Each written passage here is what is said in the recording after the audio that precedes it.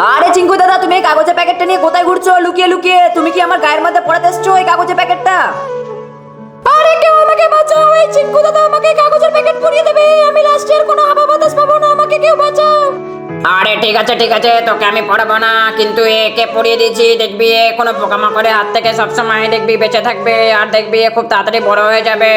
হ্যাঁ ঠিক আছে, ওকে পোকামাকড়ের হাত থেকে দূর করো, কিন্তু আমাকে শান্তিভাবে বাঁচতে দাও। আমি এমনি সূর্যের আলো আর হাওয়া বাতাস পেয়ে দেখবে এমনি সুন্দর হয়ে যাবো আর বড় হয়ে যাবো। হ্যাঁ ঠিক আছে আমি বুঝে নিয়েছি তোর ব্যাপারটা পুরোপুরি, আমিও দেখবো তুই কি করে সুন্দর আর বড় হোস।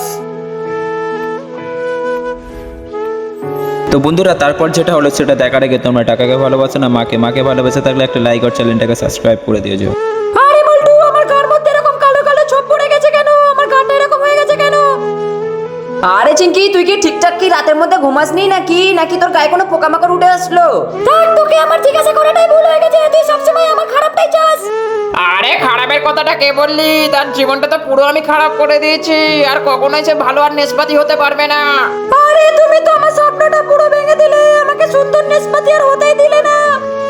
আরে তোদের মতো সুন্দর নেশপাতি যদি আলগা গায়ে থাকিস তো আমরা কি ছেড়ে দেবো? আমরা তো সেই নেশপাতি থেকে খেয়ে পুরো নষ্ট করে দেবো। তোরা কি পাগল হয়ে গেছিস? আরে ভাই, পোকাটা কথাটা শুনে আমার খুব ভালো লেগে গেল। ভাগ্যিস চিঙ্কু দাদা আমাকে এই কাগজের প্যাকেটটা পরিয়ে দিয়ে গেছে, নালে আমাকেও খেয়ে নষ্ট করে দিত। আরে এবার বুঝতে পারলি তো আমি কেন প্যাকেটটা তোদেরকে পড়ানোর জন্য বেড়াচ্ছিলাম? একে তো পড়ে দিয়ে গেছি, এবার সুন্দর আর খুব ভালো নিষ্পাতি হবে, দেখে নিবি।